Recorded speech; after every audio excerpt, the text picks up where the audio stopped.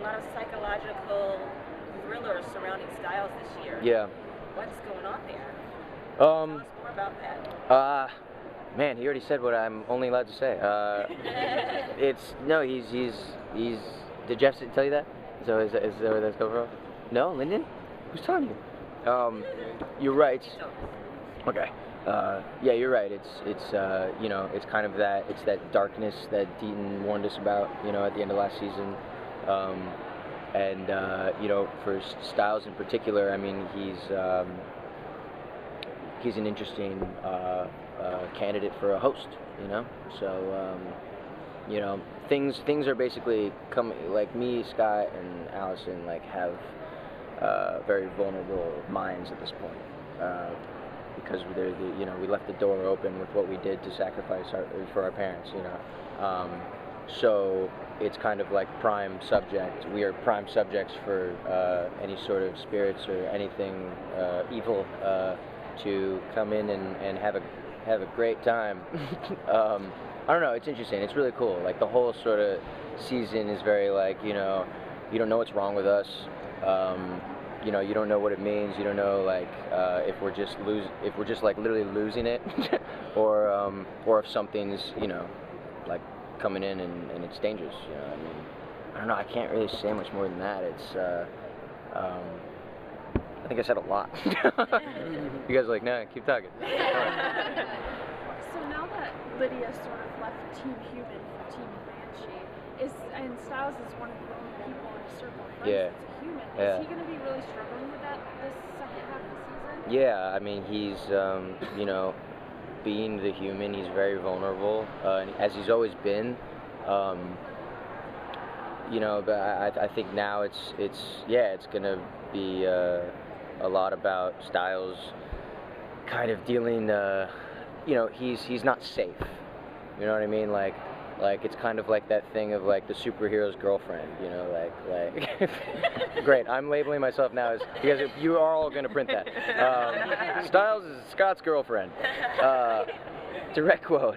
But you know what I mean? Like Mary Jane is the one who's always, it's always the ones you love who you have to keep the furthest away from you, because it's that kind of whole philosophy. So, Stiles, I'm kind of surprised that it hasn't happened, yet. It seems like he could be a target to get to Scott, or to get to Derek and these guys, and so I think we might be finally toying with that. But also, I don't know either. I'm just always blacked out at work, so I don't know what's going on. None of this of what I'm saying could be even true. I'm just messing with you guys. Now that Papa Stilinski's in on The Secret, does that take some pressure off of Stiles and kind of open up that relationship a little bit more? Yeah, absolutely. Yeah, it doesn't cause any more, people were asking if it's, if it causes any more friction between them and in their relationship, but actually it diffuses all that.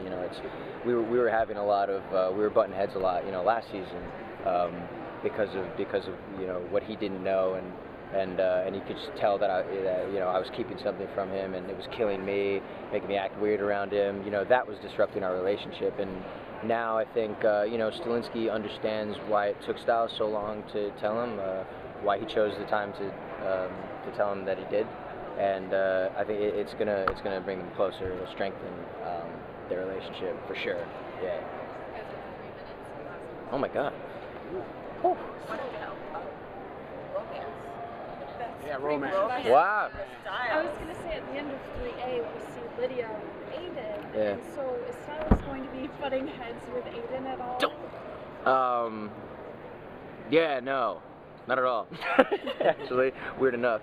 I don't think Stiles he's either really unaware or just the least jealous human being you could ever encounter.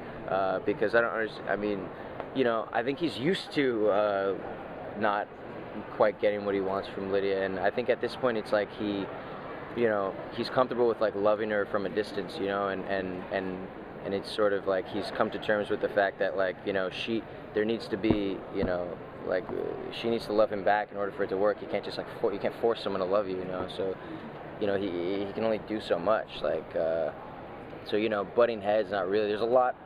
There's also a lot going on that has to be prioritized ahead of a love life, because things start going crazy, we start losing our minds. Yeah, so I don't know. I have to ask you this, and I'm sorry that it's not Maze Runner. Yeah, that's okay. Can you talk to us about Maze Runner? Yeah. Like this, I saw something, A clip? well, Where did you see this clip? Nerd HQ. Oh, cool. Yeah, I was there. Yeah. Yeah, that was cool. What did you think of it? I want to know what you thought of It it. was awesome. Okay, sweet. I thought it was great. All right. So, Well, there we go. They pushed the release date. Yeah. That's too. I think it's great though. Yeah. It means I mean it means the studio's backing it, and they want to give Wes, the director, all the time that and the visual effects team, all the time that they need to make the movie the best version that it can be, and I'm really happy about. I think it's so smart what they did because first of all, I mean, we wrapped the movie in July, having it released in February for a big action visual effects, dystopian movie would be kind of insane, and they were, so I think it's great that we're going to be able to take the time now, really make it, really as good as it can be, the best version of the film that it can be, and we'll get to do Comic-Con San Diego next year, which we wouldn't have gotten to do otherwise. So, and that'll be good too. It's really great that you're able to both. Yeah. Both and. Yeah, it worked out. It worked out perfectly. Like, things only had to be shifted like a week. Which is so lucky. I mean, so lucky. It literally squeezed right into the hiatus of Teen Wolf. So. Thank you so much, everybody. Yeah. Thanks, guys. Thanks. Yeah, absolutely. Thanks, man. Thank you.